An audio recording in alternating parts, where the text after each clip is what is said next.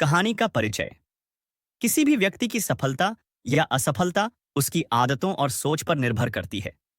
यदि कोई मेहनती है तो वह निश्चित रूप से उन्नति करेगा, लेकिन यदि वह आलसी है तो उसका पतन भी निश्चित है।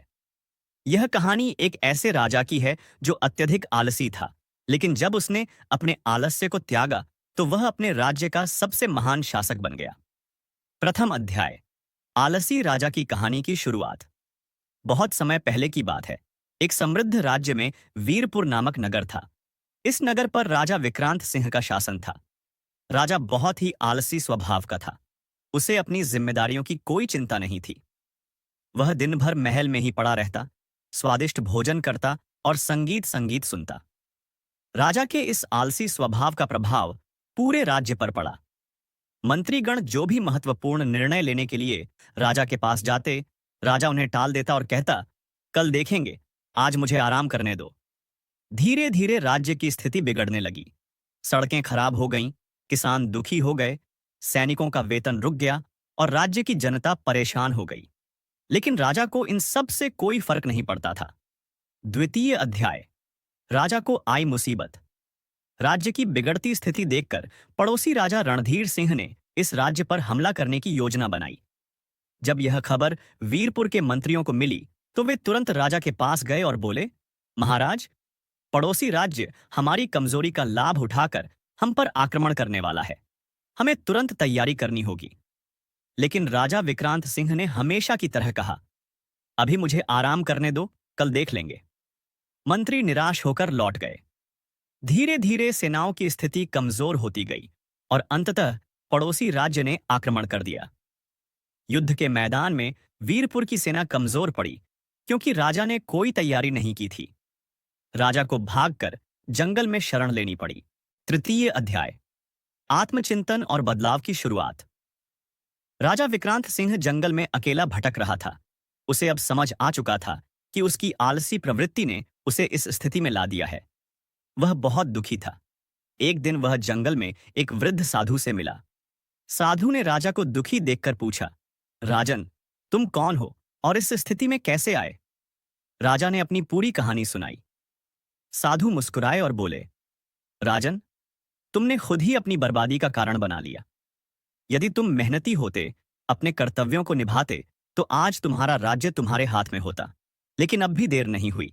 यदि तुम अपने आलस्य को छोड़कर मेहनत करने का संकल्प लो तो फिर से राजा बन सकते हो।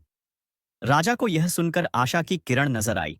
उसने साधु से पूछा, लेकिन मैं अपने आलस्य को कैसे छोड़ूं? साधु ने उसे एक उपाय बताया। प्रत्येक दिन छोटे छोटे लक्ष्यों को पूरा करने का संकल्प लो। पहले अपने शरीर को मजबूत बनाओ, फिर अपने सोचने की शक्ति को बढ़ाओ और अंत में अपने राज्य को पुनः प्राप्त करने के लिए योजना बनाओ। राजा विक्रांत सिंह ने साधु की बातें ध्यान से सुनी और निर्णय लिया कि वह अब आलसी नहीं रहेगा। चतुर्थ अध्याय। राजा की कड़ी मेहनत।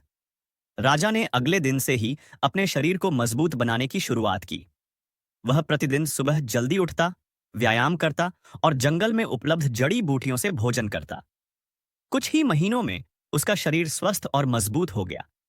इसके बाद उसने अपने राज्य को वापस पाने की योजना बनाई।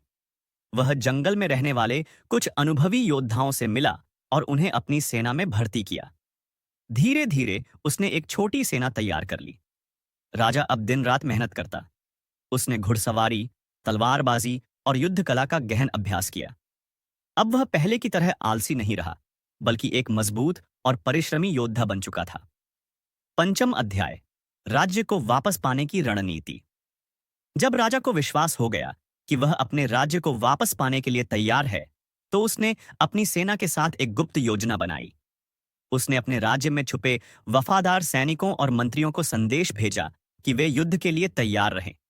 एक रात राजा विक्रांत सिंह और उसकी सेना ने अचानक वीरपुर पर आक्रमण किया। चूंकि पड़ोसी राजा को इसकी उम्मीद नहीं थी, इसलिए वह तैयारी नहीं कर सका। विक्रांत सिंह की मेहनत और रणनीति रंग लाई और कुछ ही घंटों में उसने अपने राज्य को पुनः जीत लिया।